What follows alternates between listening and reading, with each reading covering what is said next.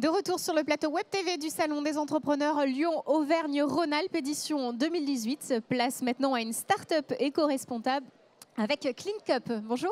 Bonjour. Éléonore Blondeau, donc vous êtes fondatrice de cette start-up qui permet, donc c'est une première solution au monde qui permet de distribuer et laver automatiquement sur place des verres réutilisables. Donc ça change un peu notre façon d'utiliser gobelets au sein des entreprises, des campus, également des collectivités.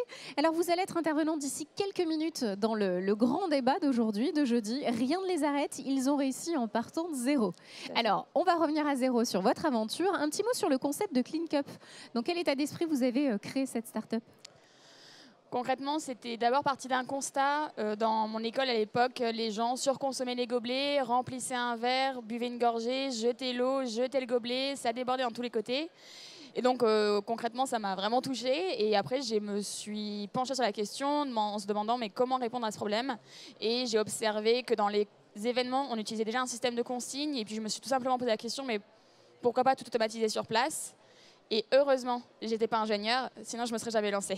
Alors au niveau justement de ce lancement, est-ce que vous avez été entouré d'un incubateur, d'un accélérateur, d'un booster? L'écosystème lyonnais est quand même assez riche. Alors vu que vous étiez étudiante, vous avez tapé à quelle porte? Alors, il y avait évidemment d'abord la porte de mon école, diplômée de l'EM Lyon Business School. Et ensuite, j'ai été énormément soutenue par les programmes de la Fondation de l'Université, BILIS, le D2E et également le Lyon Startup. J'ai également participé au programme Jeune Entrepreneur de l'année où on a gagné le Grand Prix en 2016. 2017, pardon.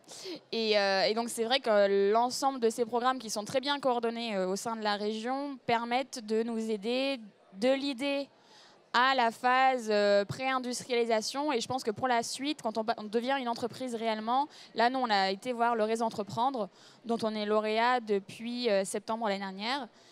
Donc, c'est vraiment tout un programme qui est bien ficelé quand même dans la région et qui nous a énormément accompagnés. Voilà, donc ne pas hésiter à taper aux portes, à bien s'entourer, surtout que le microcosme économique autour de l'entrepreneuriat à Lyon est assez riche et varié.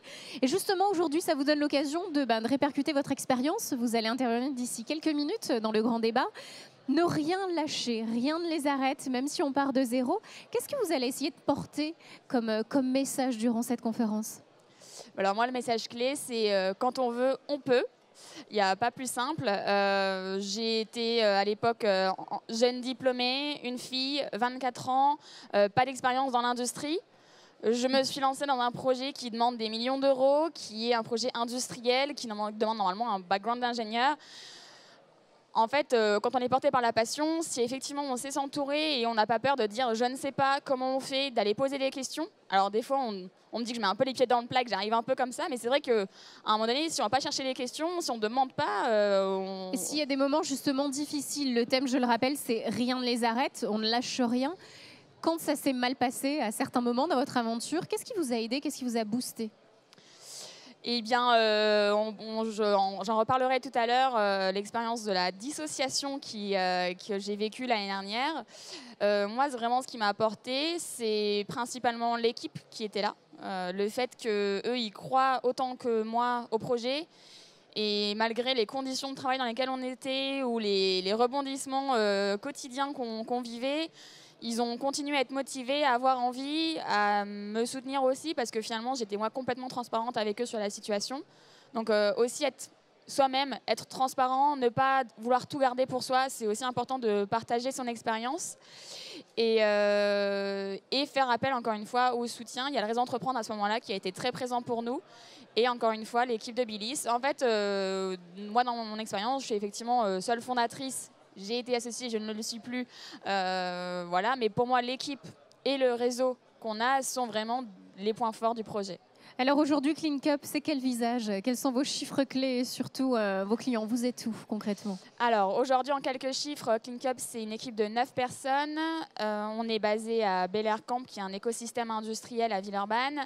On est en train de clôturer une levée de fonds dans les 2 prochaines semaines. Vous avez encore... Oups là! Vous avez besoin encore d'aide ou pas? Un message à lancer peut-être justement sur cette levée de fonds? C'est en cours, c'est en bouclage ou on a encore la chance peut-être d'investir? On a encore quelques jours, mais il faut faire message vite. À lancer. Concrètement, si vous voulez saisir l'opportunité de supprimer l'usage des gobelets jetables et faire partie de l'entreprise qui sera leader européen en 2020 du zéro gobelet jetable, il ne faut pas hésiter. Voilà, lancer ce message. Et donc un petit mot pour l'avenir, cette fin d'année, là, la feuille de route pour ClinkUp, ça sera concrètement quoi? La feuille de route, c'est qu'une fois que cette levée sera bouclée, on va multiplier par 2 l'équipe.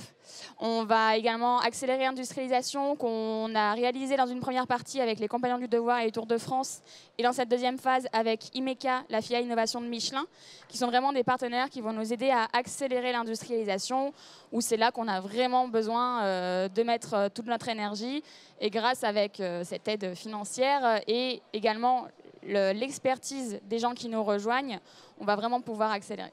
Voilà, et enfin retrouver les plaisirs de ClinkUp au quotidien grâce à vous, cette start-up éco-responsable. Je le rappelle, donc Éléonore Blondeau, intervenante d'ici quelques minutes. Je crois que c'est l'heure. Je vous laisse y aller. Merci beaucoup, Éléonore. Merci beaucoup. Bonne journée.